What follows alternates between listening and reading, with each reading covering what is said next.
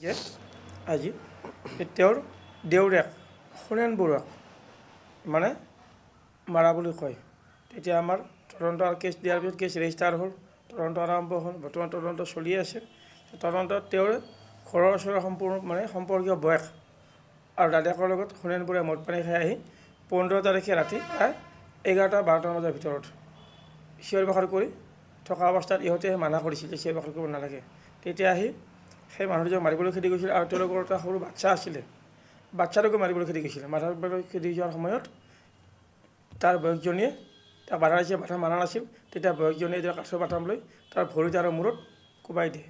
সেই মাৰ খাই পেলাই গৈ নিজৰ ঘৰত শুই থাকে, সোণেন বৰুৱাৰ নিজৰ বিচনাত শুই থাকে। সেই সময়ত তাৰ ঘৰত তাৰ নিজৰ বয়সজনী নাছিলে, তাৰ ককাকজন আগতে ঢুকাইছিলে, গতিকে বয়সজনী বিধৱা, বয়সজনী আছিলে। তাৰ বয়সজনী নেক্সটদিনাখন আহি তাৰ মাত বোল নোহোৱা দেখা পাই আবেলি 5টা বজাত যাই চালে যে সোণেন বৰুৱা বিচনাতে মৰি আছে।